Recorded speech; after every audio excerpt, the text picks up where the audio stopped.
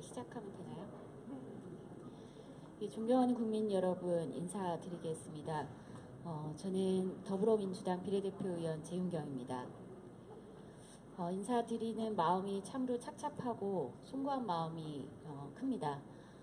이왕이면은 국민 여러분들과 좀 더 즐거운 이야기, 좀 우리의 미래에 대해서 희망을 나누는 자리에서 배웠으면 더 좋았겠다 이런 생각이 듭니다.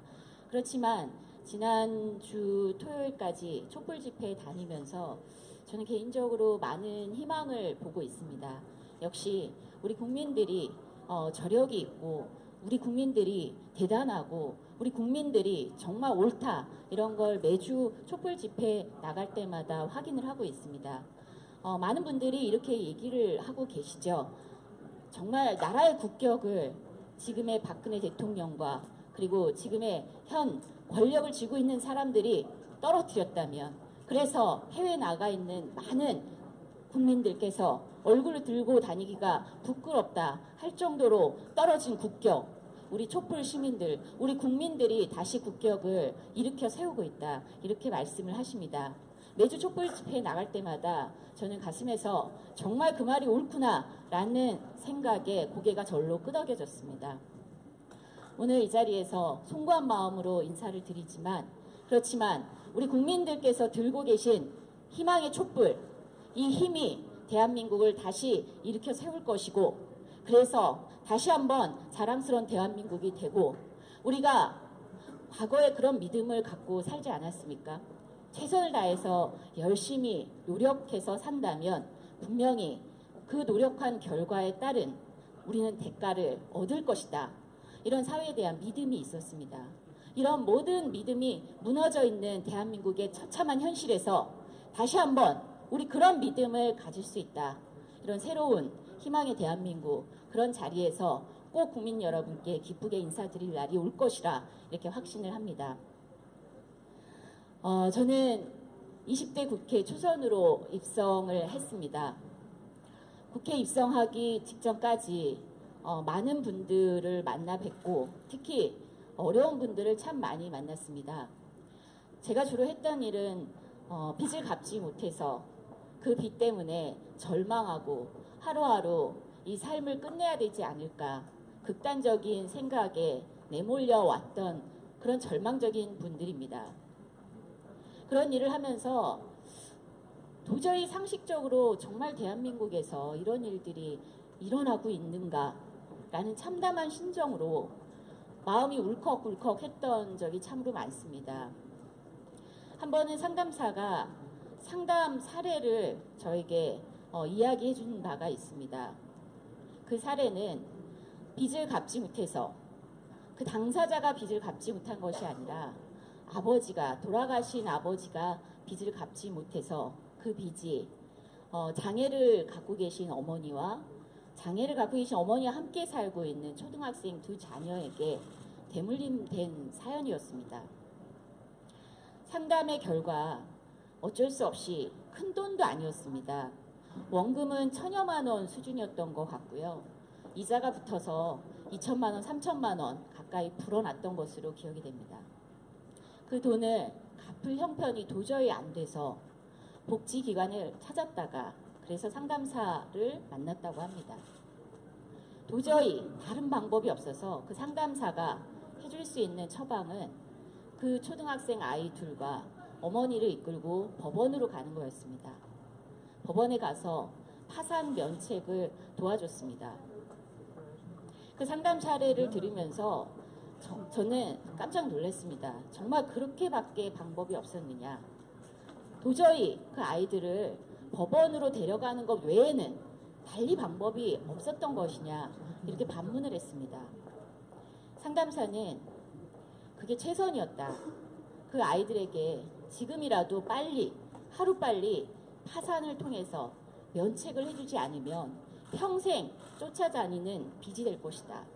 그 아이들의 미래는 아버지가 열심히 일하다 가족을 위해서 헌신적으로 일하다가 그래서 얻은 병으로 어느 날 갑자기 돌아가셨지만 결국 열심히 일한 대가 아이들한테 물려줄 수밖에 없었던 빚, 그 빚이 그 아이들의 미래, 굴레가 될 것이다. 이런 말을 하면서 너무나 안타깝지만 법원에 데려가서 파산 면책을 시켜줄 수밖에 없었다는 얘기를 들은 바가 있습니다.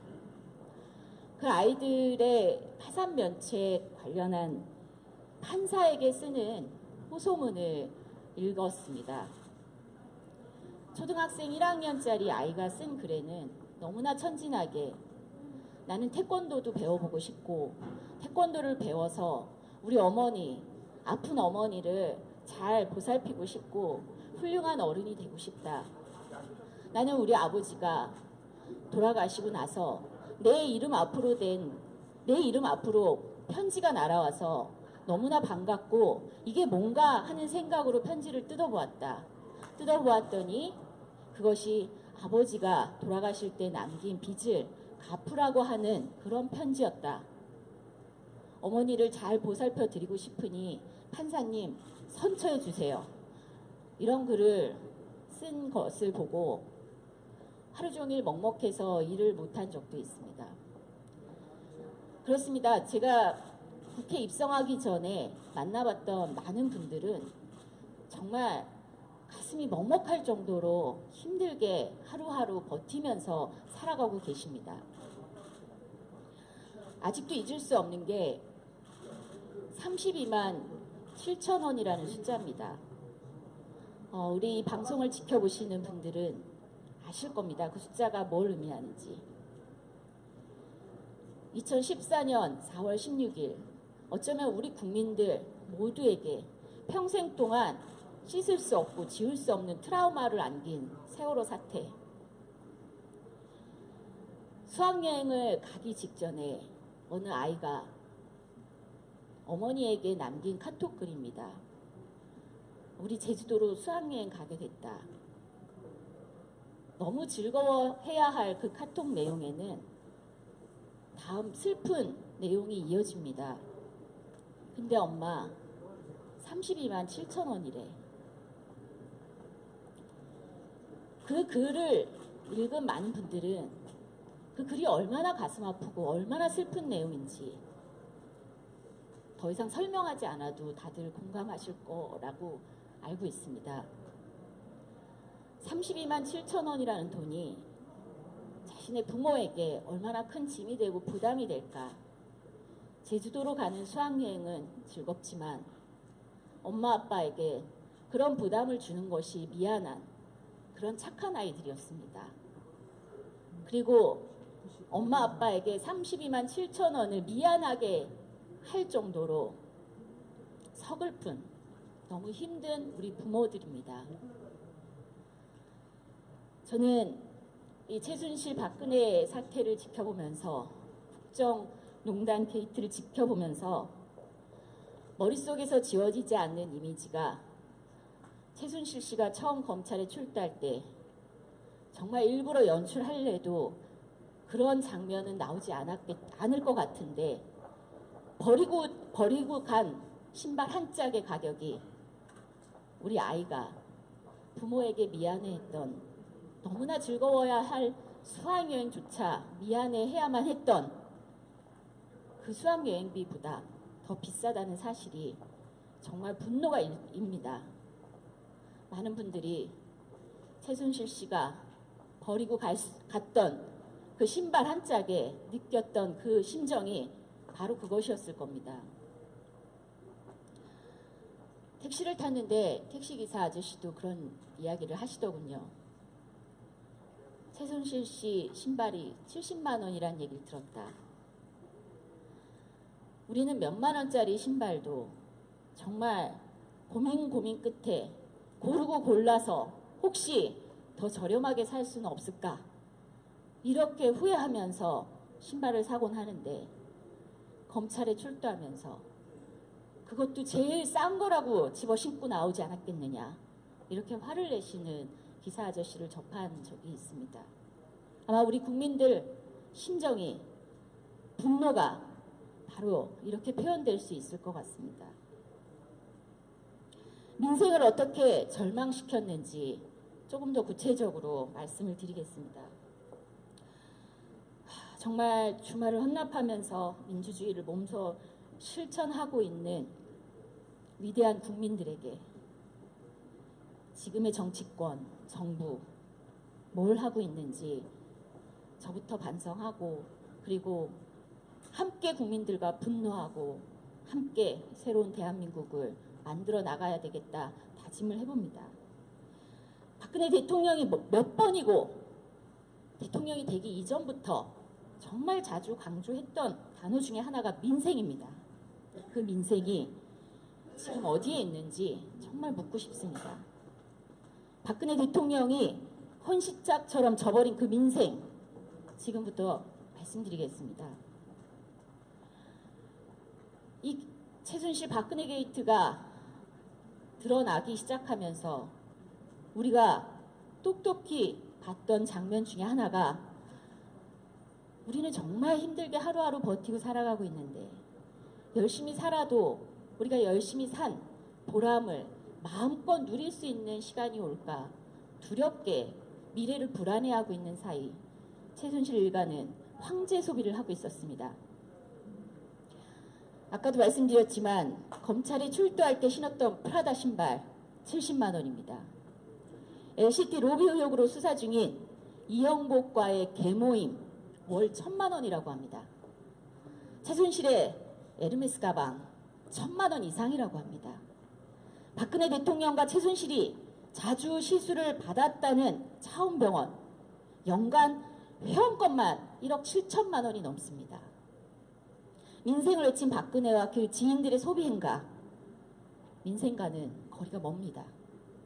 소득 1분위 가구의 월 평균 의류, 신발 가격이 44,000원입니다. 최순실이 든 1,000만 원짜리 에르메스 가방은 소득 1분위 250 가구의 월 평균 의복비입니다. 또한 최순실과 이영복의 계모임의 한 달 갯돈 1분위 가구 평균 월 소득 92만 원 대비 11배에 달합니다. 우리 국민들이 최순실 게이트에 본격적으로 분노하기 시작한 대목이 바로 여기가 아닐까 싶습니다. 최순실은 알고 보니 딸이 예쁘겠죠. 자기 자식 예쁘지 않은 부모 없습니다. 그러나 우리는 자식을 부정하게 교육시키지 않습니다. 자식을 교육시키기 위해서 우리는 하루하루 정말 최선을 다해서 노력합니다. 정당한 노력도 충분히 보상받지 못해서 절규하면서 죽고 싶은 심정으로 살면서도, 얼마 전에 대우조선해양의 하청기업 대표님들이 의원실을 찾아왔습니다. 4조 2천억이라는 천문학적인 국가 세금이 투입되고 있는 대우조선해양, 여전히 임원들은 억대 연봉이 넘는 연봉을 받고 있습니다. 그에 비해서 하청기업 노동자들은 열심히 일한 대가도 제대로, 월급도 제대로 못 받고 쫓겨나고 있습니다. 하청기업 대표자들도 마찬가지입니다. 열심히 일한 대가 받지 못하는 것은 물론이거니와 지금껏 대우조선만 믿고 열심히 투자해왔던 돈도 회수하지 못하고 오히려 열심히 일했는데 10억, 20억 그 이상의 돈도 까먹는 기업 대표자들이 많다고 합니다. 이분들이 의원실을 찾아와서 하소연합니다. 내 가슴속에 유서가 있다. 가슴속에 유서를 품고 다니면서 매일매일 죽어야 되나 살아야 되나 이런 생각을 한다고 합니다. 그럼에도 불구하고 다시 한번 용기를 내서 살아야겠다. 살아서 정정당당하게 보상을 받아야겠다. 그리고 싸워야겠다. 이분들이 이렇게 용기를 내는 건 가장 큰 이유가 저는 자식들 때문이라고 생각합니다. 우리 국민들 대다수 정말 힘들게 자식들에게 못난 엄마, 못난 아빠 되지 않기 위해서 하루하루 최선을 다하고 있습니다. 근데 최순실 정말 그렇게 우리 국민들처럼 열심히 살고 있는지 모르겠습니다. 부정부패를 위해서 24시간도 모자랄 만큼 그렇게 열심히 나쁜 짓을 하는지는 모르겠으나 정말 열심히 최선을 다해서 정정당당하게 일한 모습은 눈꽃만큼도 찾아볼 수가 없습니다. 그런데 자식 사랑하는 마음까지는 이해하겠지만 그런 부정한 방식으로 아이를 황제 교육을 시키고 있습니다. 부정 입학으로 학생들에게 공부해봤자 뭐하나 이런 자괴감이 들게 만들었습니다. 정유라에게 지원한 최순실의 교육비 서민들하고는 감히 비교할 수도 없는 수준입니다. 삼성이 정유라 독일 체류에 지원한 비용이 35억이라고 합니다. 지금 국정조사 증인으로 삼성전자 이재용 부회장이 나와서 진술을 하고 있는 것으로 알고 있습니다. 오전에 잠깐 봤는데 많은 국민들하고 저도 똑같은 심정입니다. 속이 터지는 줄 알았습니다. 참 해도 너무한다. 저렇게 살아야 되나? 저렇게 살면 과연 행복할까? 정말 이렇게 많은 국민들을 절망에 빠뜨리면서 그래서 무엇을 얻고자 할까? 이런 생각이 참 복잡하게 머릿속을 가득 메웠습니다. 독일 체류에 지원한 비용 35억. 한간에는 매월 1억 원이 넘는 돈을 생활비로 지원해줬다는 얘기도 있습니다. 검찰 조사에 의해서 밝혀져야겠지만 어제 우리 아들도 12살인데요. 와서 저에게 묻더라고요. 정유라가 하루에 1억씩 쓴 게 맞아 엄마? 예, 초등학교 5학년입니다. 모르겠다. 지금 조사를 하고 있으니 밝혀져야 되겠지 라고 답을 했는데 참 씁쓸했습니다. 초등학생 5학년짜리 입에서 그런 질문을 받는 현실을 살게 될 줄은 몰랐습니다. 그리고 이런 현실을 사는 것이 자괴감이 듭니다. 독일 승마코치 지도 비용 2천만 원이라고 합니다. 독일 체류시 정유라 지원 인력 10명 인건비가 3천만 원이었다고 하죠. 정유라가 쓴 독일 승마훈련 총 비용만 월 1억 이상으로 추정을 하고 있습니다. 이뿐만이 아닙니다.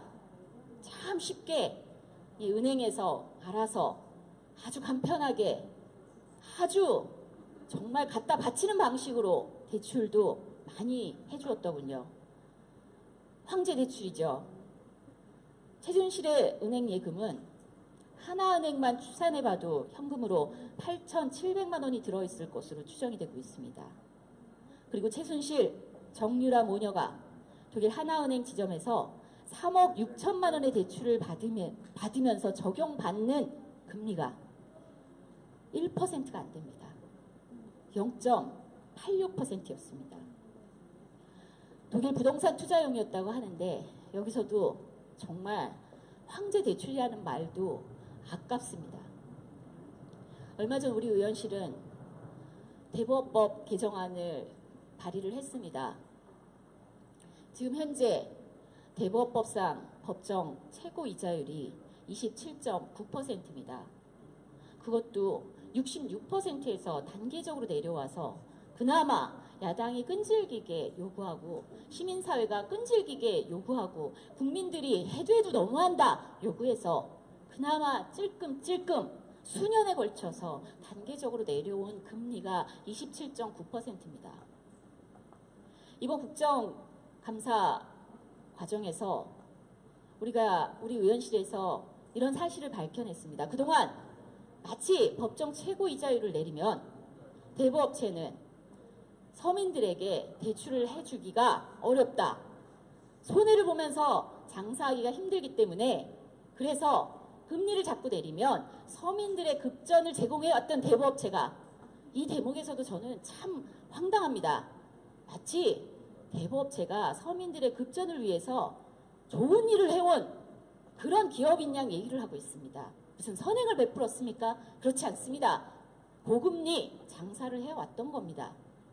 그런데 마치 선행을 베푼 것처럼 얘기하면서 금리를 낮추면 더 이상 이런 선행은 불가하다는 식으로 얘기하면서 그래서 결국은 서민들은 불법 사금융 시장으로 내몰릴 것이다. 이런 주장들을 해왔습니다. 오늘도 저는 이 법적 최고 이자율을 더 낮춰야 된다. 27.9%도 지나치게 과다. 지금 우리 기준금리가 1%대입니다. 그런데 기준금리가 1.25%인데 법정 최고 이자율이 30%에 육박한다는 게 말이 됩니까? 그래서 20% 수준으로 낮추자, 과감히 낮추자 이렇게 얘기했더니 많은 언론에서 대법원에서 했다는 이야기를 전하면서 의원실에서는 어떻게 반박할 거냐 저에게 묻는 전화를 많이 했습니다. 그 내용이 또다시 풍선 효과 얘기를 합니다. 대법원은 너무 뻔뻔합니다. 우리가 그 뻔뻔한 실제 모습을 국정감사 기간 동안 밝혀낸 바가 있습니다. 금리가 지속적으로 하락했지만 그래서 금리가 하락하면 야단 법석을 떨면서 그래서 서민들의 급전 공급은 막힐 것이고 풍선 효과로 불법 사금융으로 내몰릴 것이다 했던 대법제가 금리 내려갈 때마다 열심히 대출했습니다. 열심히 대출을 했고 그리고 돈도 잘 벌었습니다. 손해 안 봤습니다. 물론 대법제가 손해볼 것까지 왜 걱정하면서 법을 만들어야 되는지 잘 모르겠습니다. 대법제가 손해를 보든 망하든 그것이 중요한 것이 아니라 기준금리가 1%인 바닥을 치고 있는 이런 상황에서 서민들한테 공급되는 금융, 대출의 금리가 30%에 육박한다는 것이 말이 되느냐? 이런 지적이 당연히 상식적인 지적이어야 된다라고 생각하는데 대법체 망할까봐 대법체가 망하면 망하지 않으려고 서민들한테 대출을 안 해주고 그래서 불법 사금융으로 내몰린다. 이런 궤변으로 그동안 이명박 대통령 시절 그리고 현 박근혜 대통령 이 시절의 정부가 적극적으로 금리 인하에 대해서 방어적 입장을 취해왔던 것이 사실입니다. 아마 지금도 20% 금리 낮춰야 된다 이런 법안을 냈더니 너무 과하다 이렇게 입장을 정부 측에서는 취하고 있는 것으로 알고 있습니다. 이런 황당한 세상을 살고 있습니다. 우리 서민들은 5% 10%도 아니고 무려 30%입니다. 그것도 마치 선행 베풀듯이 얘기하고 있는 것이 지금의 정부입니다. 그런데 최순실 모녀 3억 6천만 원을 빌리는데 1%도 안 되는 돈으로 그런 이자로 돈을 빌렸습니다. 이게 황제대출, 아니 황제대출이란 말도 아깝습니다. 저는 하나은행에 묻고 싶습니다. 도대체 왜 이랬습니까? 도대체 왜 이러십니까? 당신들 눈에는 당신들 먹여 살리고 있는 국민들은 안 보이고 최순실 모녀 이 사람들이 그렇게 중요한 VIP였습니까? 라고 묻고 싶습니다. 우리나라에서 신용등급이 낮은 고객들이 찾는 대법 여전히 30%. 이게 법적 최고이자율 뿐만은 아닙니다. 대법체들은 법적 최고이자율이 마치 자신들이 대출을 해줄 때 부과해야 되는 금리 수준인 줄 착각을 하고 평균 금리가 30%에 육박합니다.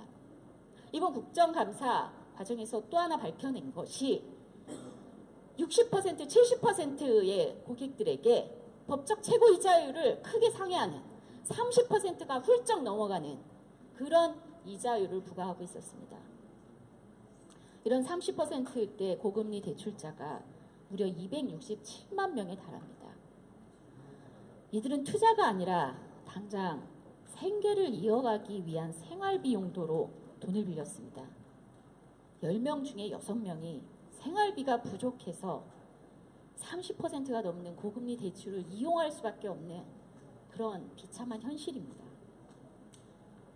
돈이 더 많은 사람은 더 싼 값에 돈을 빌리고 돈이 없는 사람들은 생활비가 부족하다는데 그 생활비를 또 이렇게 높은 이자로 뜯어가는 말도 안 되는 금융환경, 약탈적인 금융환경입니다.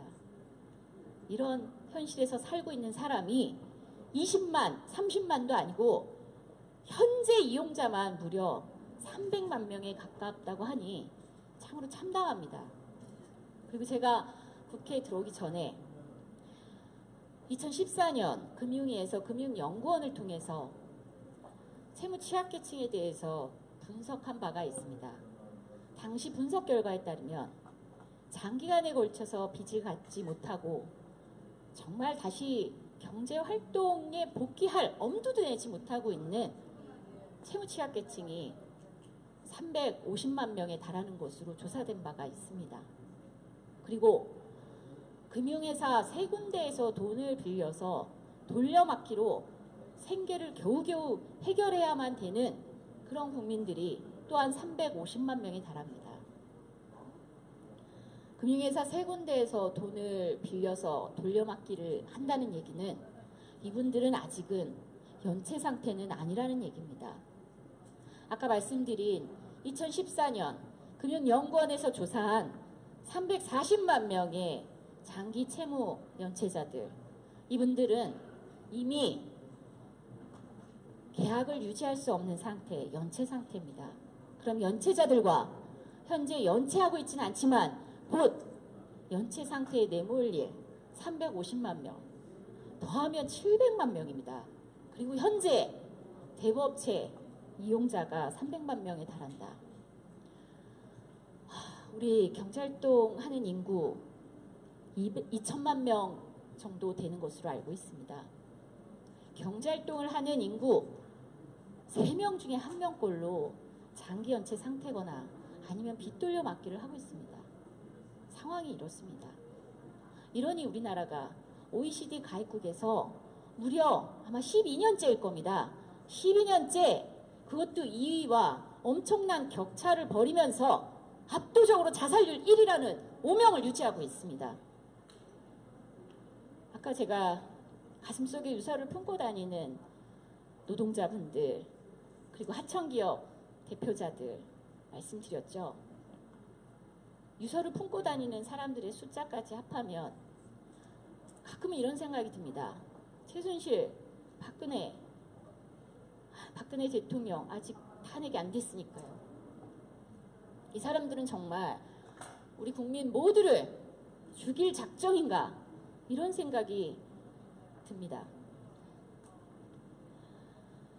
이렇게 황당한 대출을 받고 엄청난 특혜를 입고 서민들한테는 꿈같은, 아니 꿈에서조차 그럴 가능성을 조금도 확인할 수 없는 그런 특혜를 입은 이 사람들, 그 돈으로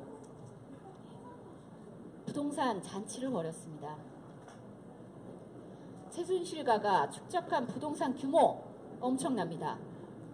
최순실의 부동산 재산은 200억 원대로 추정됩니다. 이것도 추정치입니다. 그 이상이 있을지 알 수 없습니다.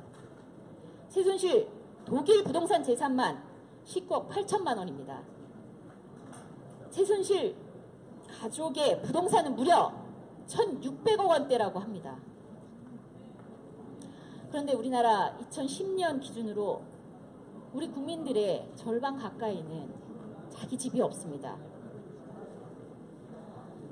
자기 집이 있는 나머지 절반의 국민들도 빚을 잔뜩 내고 어쩔 수 없이 집을 구매한 경우가 거의 대부분입니다. 어느 조사 결과에 따르면 우리나라 국민들 절반은 무주택자, 그리고 한 42%가량은 1주택자인데 빚을 끼고 주택을 소유하고 있다고 합니다. 그리고 8% 정도가 다주택자라고 합니다.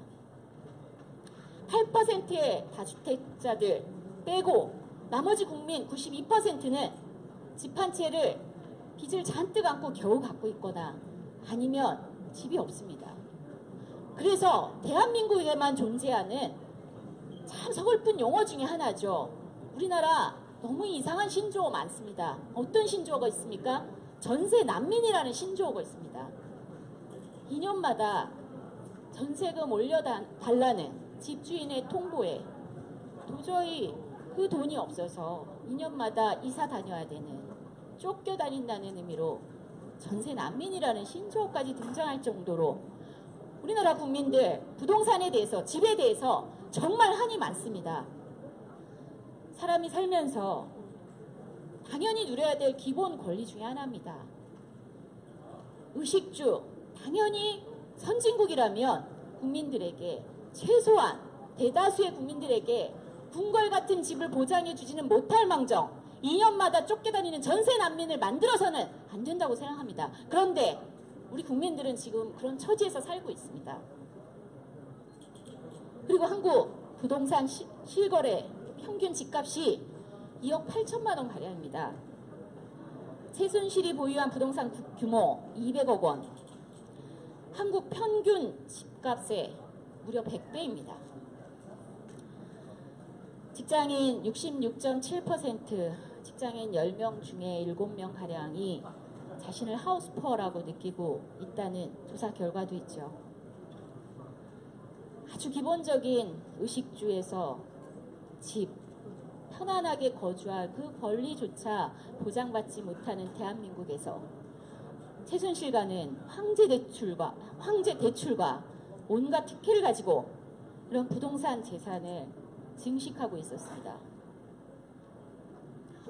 제가 밖에서 사회적 기업을 운영하면서 많은 분들하고 교육 현장에서 많이 뵀습니다.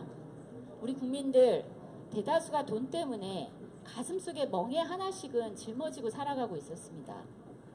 다들 돈 얘기가 나오면 씁쓸하게 웃었습니다. 자신의 처지에 대해서 비관하다 못해 자신의 처지를 모두가 한마음으로 씁쓸하게 정말 스스로 비웃을 수밖에 없는 현실을 살고 있는 분들 참 많았습니다.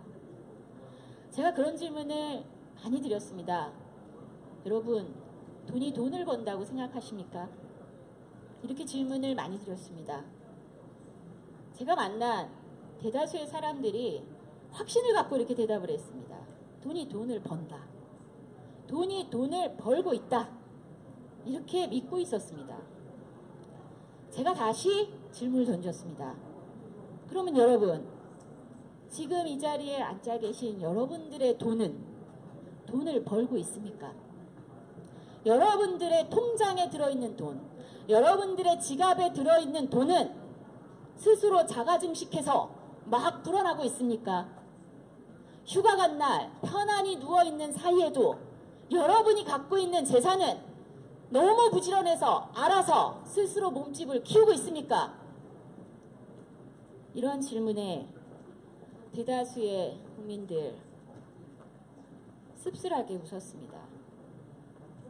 대부분의 사람들이 먹고 죽을 돈도 없다. 돈이 돈을 번다? 나와는 거리가 먼 얘기다. 이렇게 얘기를 했습니다.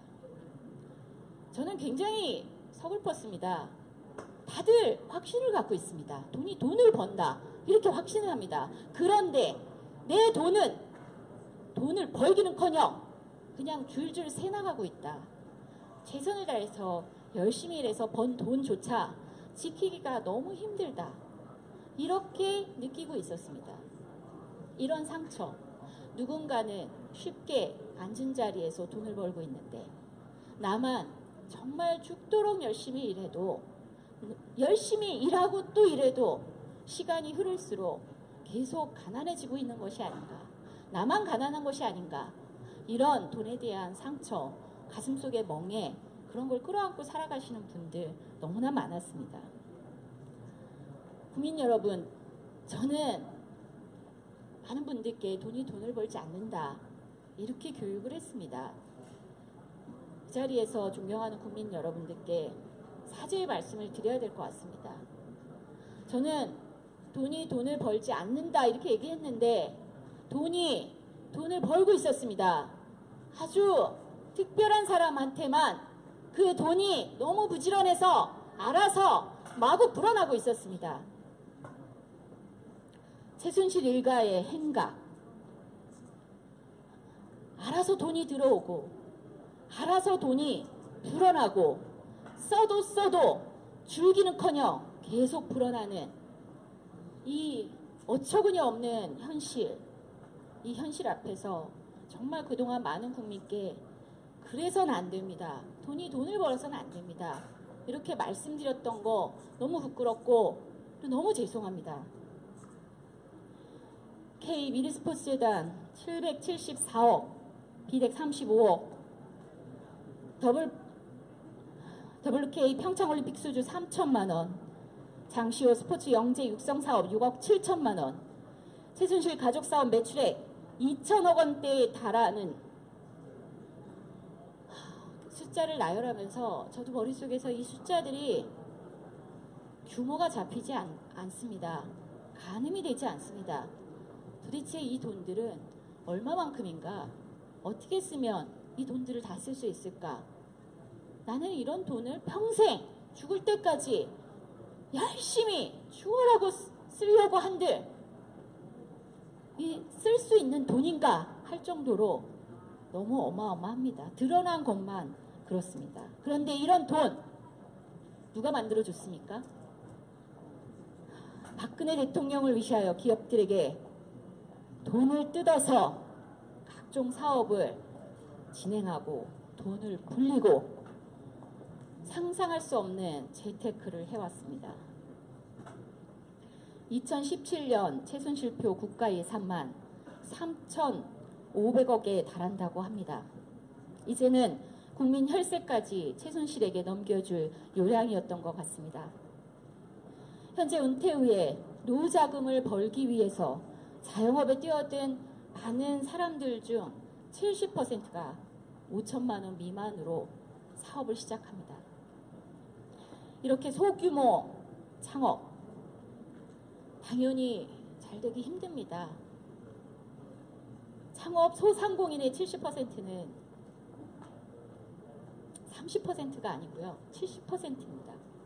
10명 중에 3명이 망하는 게 아니고 10명 중에 70%가 5년 안에 폐업합니다. 그리고 제가 알기로는 자영업자 숫자가 600만 명 정도 되는 걸로 알고 있습니다. 이 600만 명의 자영업자들 평균 월 소득이 집에 가져갈 수 있는 돈이 100만 원 수준인 것으로 알고 있습니다. 2015년 폐업한 자영업자 수만 9만 명에 달합니다. 2015년 은행권 자영업자 대출 332조 원이고요. 이것도 자영업자 대출로 분류했을 때만 이 정도 규모입니다. 지금 연체되지 않고 집계되고 있는 빚 1,300조 원, 이 중에 상당수가 집을 담보로 창업을 하겠다고 빌린 돈들입니다. 자영업자 대출로 분류되지 않지만 여전히 무언가 창업을 하고 노후에 변변찮은 일자리가 없어서 어떻게든 먹고 살아야겠다라고 생각해서 시작한 이 사업, 여기에서 집을 잡히고 갖고 있는 돈을 퇴직금을 다 탈탈 털어서 다 집어넣었음에도 불구하고 거기에서 성공하는 사람이 10명 중 3명, 그것도 시간을 더 길게 잡아놓고 보면 10명 중 1명도 안 되는 그런 상황입니다. 성실하게 법을 지키면서 사업을 하는 사람들, 성공하기 어렵다라는 표현도 적당하지 않습니다. 성공하는 것이 불가능한 대한민국, 이게 오늘의 우리의 현실입니다. 서민금융 연체로 인해서 대입연체율이 30%라고 합니다. 그 얘기는 기존에 빌린 돈도 갚을 형편이 안 돼서 새로운 대출로 기존 대출을 갚아야 되는 사람들이 그렇게 많다는 걸 의미합니다. 자영업자들이 10년 새 거의 800만 개가 폐업을 했고 17%만이 생존 대출 증가액 일반 가구의 1.5배입니다. 그리고 제가 국회에 들어오기 전에 아름다운 재단하고 또 그런 일을 했었습니다. 건강보험료를 체납하는 가구가 150만 가구나 된다고 합니다. 이 중에서 정말 이건 도저히 생계형이 아니라고 할 수 없다 하는 사람들이 70만이 넘는다고 합니다. 건보료를 저희가 분석을 했을 때 절반 가까이가 10,000원, 50,000원 이런 소액 건보료였습니다. 이걸 납부할 수 없어서 체납하는 바람에 병원에 가서 건강보험에 혜택을 받을 수 없는 가구가 150만에 달한다. 150만 가구입니다. 그 가구에 가구 원수까지 포함하면 함께 챙겨야 되는 생계를 함께 꾸려나가야 되는 가족들 수까지 합하면 400만이 넘는 사람들이 건강보험료를 낼 형편이 안 돼서 아주 기본인 의료 보장의 혜택을 받지 못하고 있습니다. 신용불량자 수도 98만 명. 이것도 그나마 계속 변동해서 이런저런 숫자 다 빼고 5년 지나서 기록이 삭제돼서 살아있는 숫자만 이 정도 되는 것입니다. 그 중에 또 절반 가까이가 사실은 큰 돈을 빌려서 연체하고 있는 게 아닙니다. 500만 원 정도의 소액의 빚을 감당할 수 없는 사람들입니다. 우리 많은 국민들께서, 존경하는 국민들께서 이런 현실을 빗대서 헬조선이라는 표현을 썼습니다. 그랬더니 정부, 여당, 어느 관계자는 어떻게 그렇게 대한민국에 대해서 그런 표현을 할 수 있느냐, 이렇게 얘기했다고 하죠. 저는 그런 생각이 들었습니다. 대한민국엔 달이 2개인가? 대한민국엔 2개의 세상이 존재하는가? 분명 이런 모든 숫자들이 얘기하는 게 뭡니까?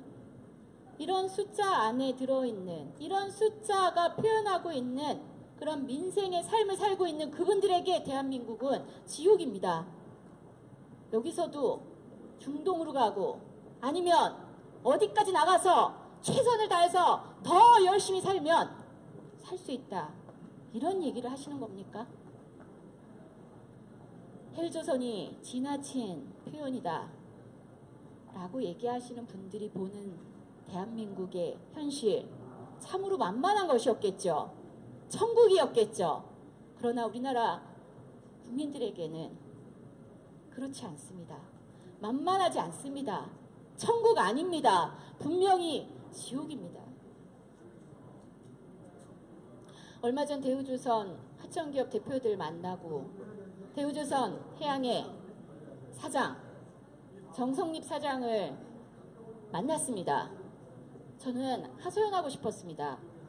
하청기업 대표들, 노동자분들이 아무리 만나달라고 외쳐도 만남이 성사되지 않는다, 우리 얘기를 들어주지도 않는다, 이렇게 하소연을 해서 저라도 그래, 국회 들어와서 내가 할 수 있는 게 그래도 이건 있지 않을까 싶어서 대신 하소연하려고 만났습니다. 만나서 이렇게 얘기했습니다. 사장님, 이분들은요 정말 열심히 일하고 너무너무 열심히 일했는데 돈을 좀 덜 번 것을 하소연하는 게 아닙니다. 열심히 일했는데 1000만 원 벌어야 되는데 900만 원 벌었다고 와서 100만 원 더 달라고 요구하는 게 아닙니다. 이분들은요 돈을 벌었어야 되는데 열심히 일했는데 손에 돈이 주어져야 되는데 주어지기는커녕 주머니가 털렸다고 하소연합니다. 2년 동안 하청기업, 대우조선 하청기업 운영하면서 10억, 20억 갖고 있는 자산을 탕진했다는 기업인들, 하청기업 대표자들, 이제 집에 차압딱지가 붙어서 집도 날아갈 판이다, 이렇게 하소연하는 이런 사람들이 있습니다. 돈을 덜 번 것이 아니라 빼앗겼다고 얘기를 하고 있습니다. 도대체 어떻게 계약관계가 이루어졌길래 이런 일이 벌어집니까? 뭔가 잘못되지 않았습니까? 라고 얘기했더니 앵무새 같은 답변이 돌아왔습니다. 물론 오늘 우리 존경하는 국민 여러분들께서 확인하고 있는 국정조사장에서의 증인들의 그 모습보다도 좀 더 뻔뻔했습니다. 왜냐하면 저하고 만나는 자리는 생중계되지 않으니까요. 그 자리에서 대우조선 사장, 다 계약대로 된 것이다, 다 법대로 된 것이다, 문제없다. 문제가 없으면 어떻게 일을 했는데 돈을 못 버는 게 아니라 돈을 까먹습니까? 그 사람들이 자기가 투자를 해서 기업을 하다가 까먹은 게 아니지 않습니까? 대우조선에서 준 일을 했을 뿐입니다. 대우조선에서 준 일을 했으면 그에 따른 대가를 받았어야 되지. 왜 돈을 까먹습니까? 앞뒤가 안 맞지 않습니까? 계약대로 했습니다. 법대로입니다. 아무 문제 없습니다. 제가 너무 화가 나서 그렇게 얘기했습니다. 국민의 막대한 세금이 투입이 된 대우조선 해양 사장님, 지금도 연봉을 3억 이상 받고 계시죠? 이렇게 물었습니다. 그랬더니 그건 왜 묻냐고 반문을 하시더군요. 세상에 어느 기업에, 망해가는 기업의 대표자가 억대 연봉을 받습니까? 아직도 대우조선해양의 임원들은 다 억대 연봉을 받고 있습니다. 그게 말이 됩니까? 그랬더니 그렇게 답하시더군요. 그게 그렇게 싫으면 국회에서 법을 만들어서 억대 연봉 못 받게 하면 될 거 아니냐.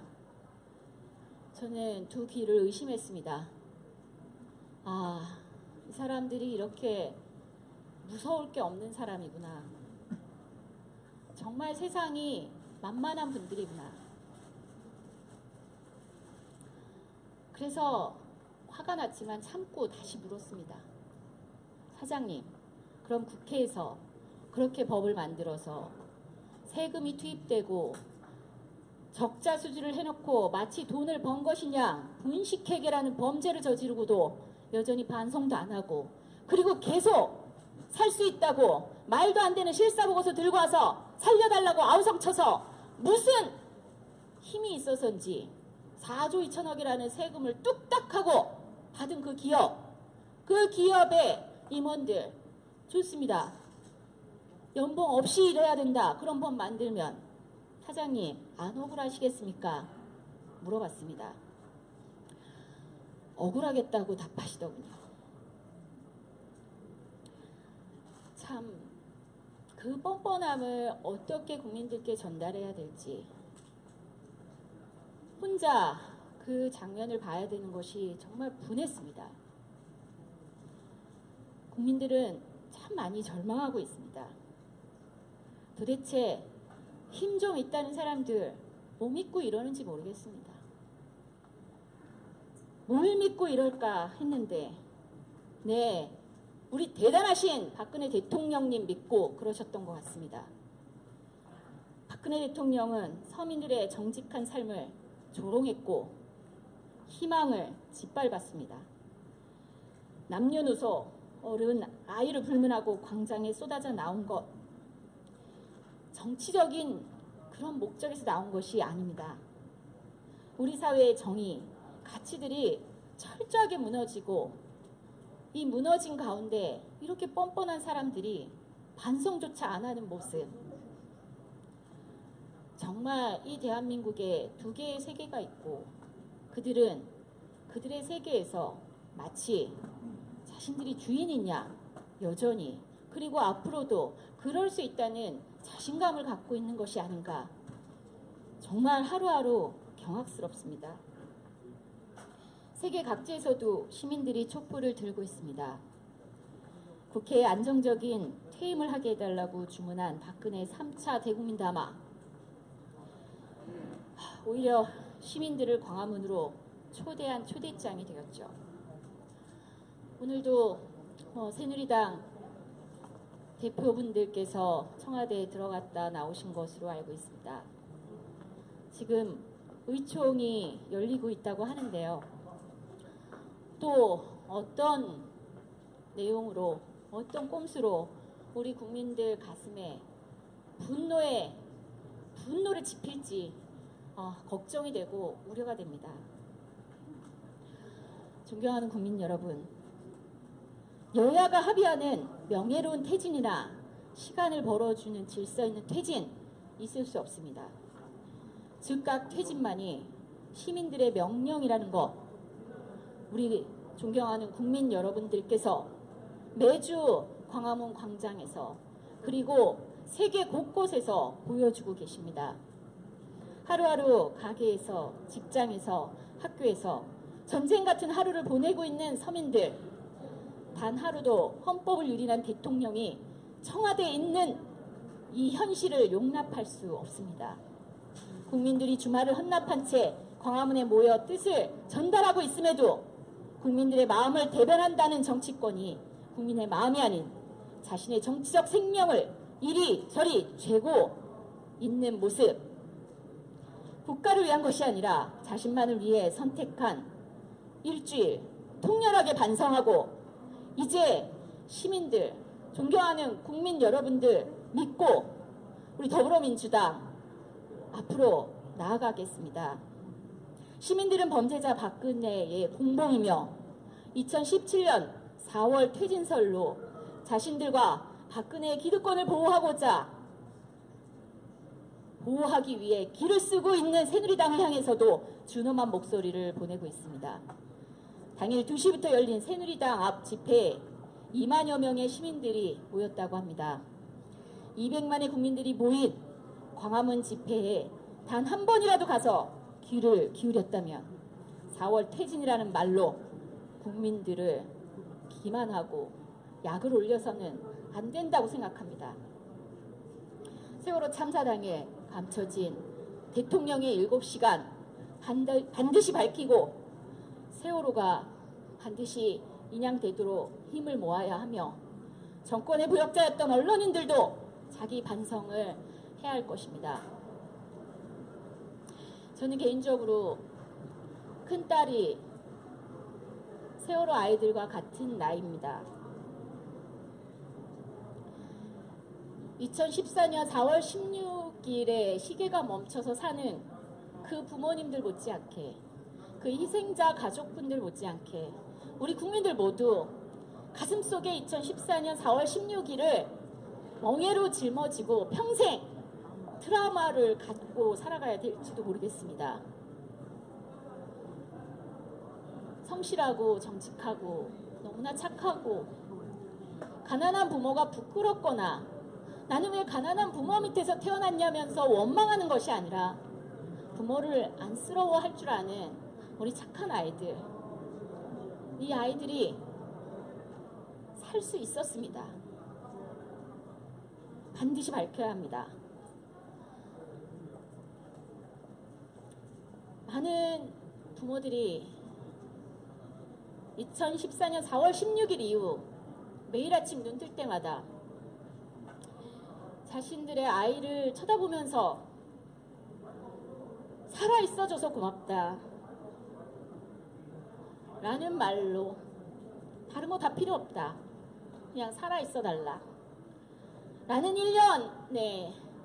1년을 보냈습니다. 아픈 1년을 보냈습니다. 아픈 2년을 보냈습니다. 아픈 3년을 보낼 것입니다.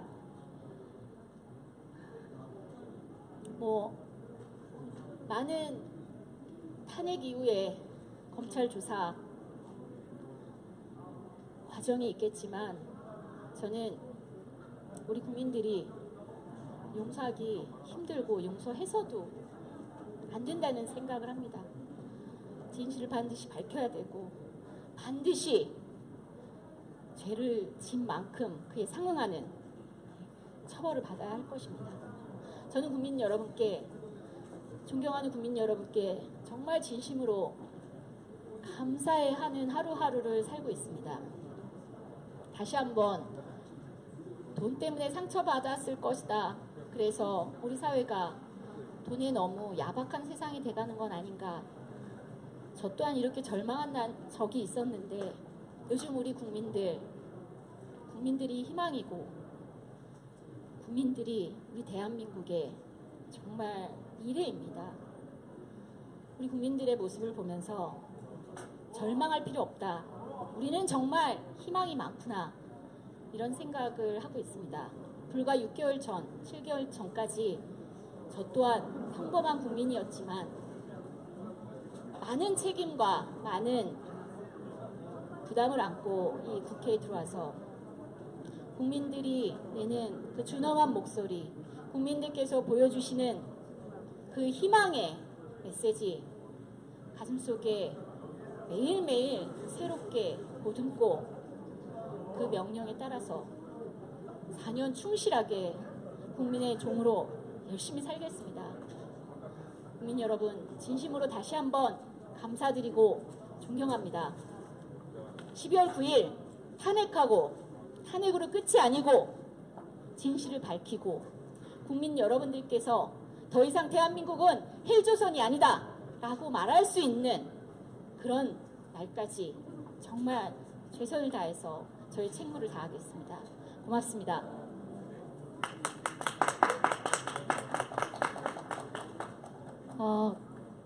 긴 시간인데 들어주셔서 감사합니다. 다음 탄핵버스터를 진행하실 분은 더불어민주당 우리당 고용진 의원님이십니다. 고용진 의원님과 함께 고 한번 외치고 저는 이 자리를 마무리를 했으면 좋겠습니다.